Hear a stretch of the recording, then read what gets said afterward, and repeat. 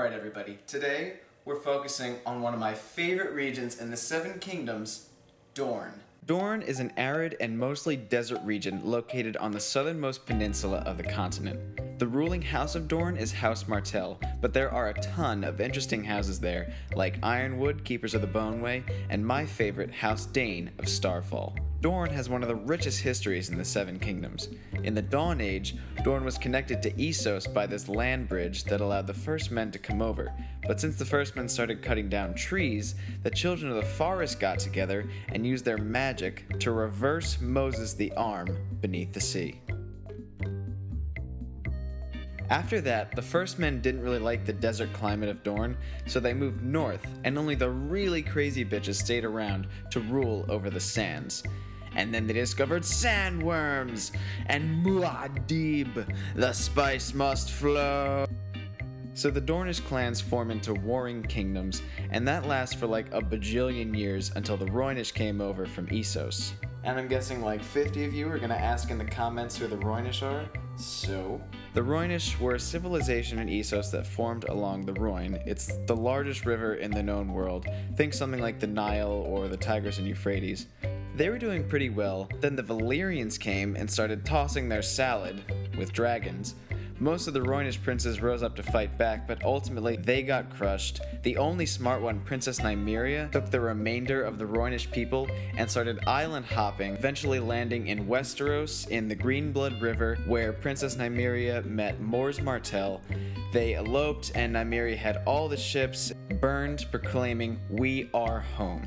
And then House Martell became the ruling house in Dorne, lorded over by the princes and princesses in the Rhoynish fashion, and they constructed Sunspear, which is super cool. Even after Aegon's conquest, it took 200 years before the Lords of Dorne came under the Targaryen rule, and that was only after brokering a peace treaty between the Martells and Daeron I. If you want more info about the Houses of Dorne, with a little history included, check out Game of Thrones Top 10 Dorne, but for now, let's get to the alcohol.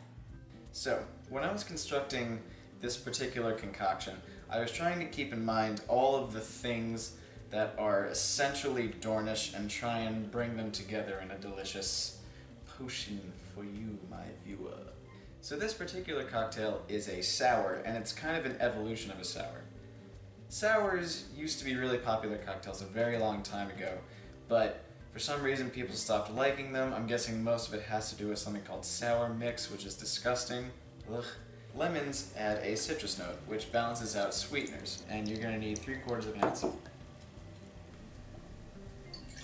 Next, you're going to need some agave nectar. If you think agave nectar is too sweet, you can boil it down or mix it with some water. Agave nectar is a sweetener derived from the agave plant. It's better for you actually than sugar, and it has a very particular flavor, almost like a smoky maple syrup. The amber agave nectar is what you want to find. Agave in the raw is too thick. I would not recommend it for this. It's going to be too sweet and kind of syrupy in the end, so don't do that. Next, we're going to be using Salerno blood orange liqueur. This can be kind of expensive, although I've noticed it's dropping in price lately.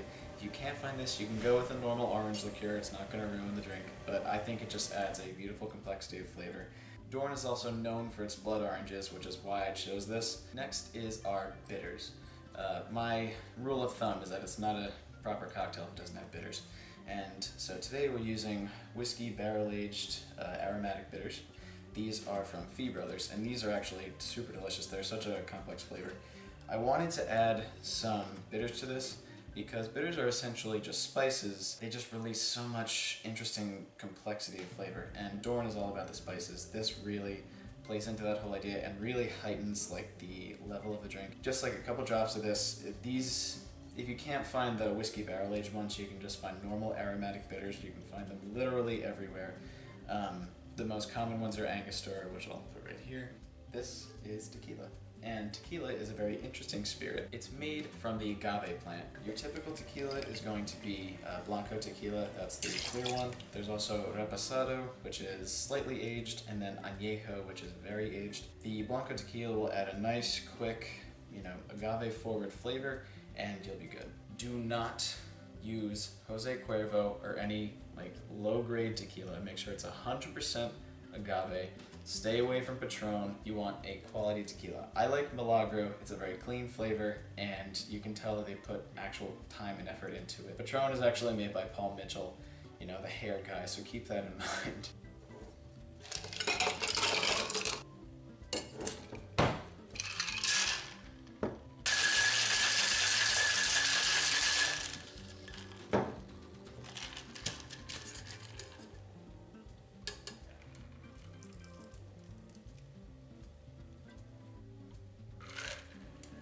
Next is going to be our wine. Today I'm using a Malbec, and this is actually going to be a float that sits on top of the drink. A traditional New York sour is a interesting evolution on the original sour, which is usually just whiskey and lemon juice and sugar.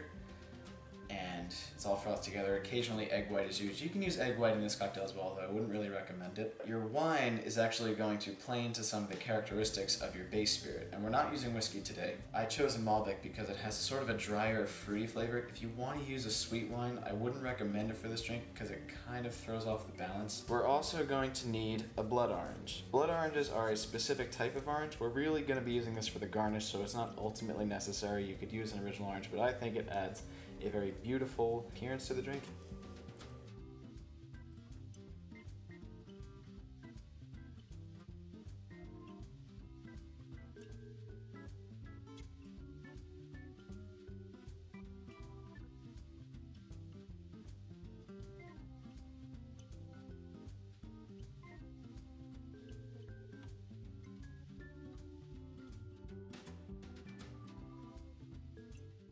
So if you like this episode, please subscribe and check out all the other Game of Thrones content we have here on Pop Culture Mixology.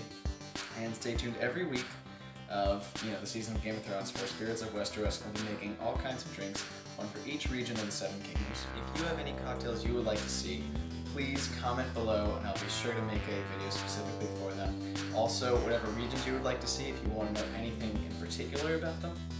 And stay tuned after the premiere of Game of Thrones, probably like Monday or Tuesday, and I'll be premiering a Drinking Game of Thrones, which will go over the exact thing you should be doing every single time Game of Thrones occurs. Alright guys, so like this video, comment and subscribe, and be sure to have a toast for the brand new season of Game of Thrones.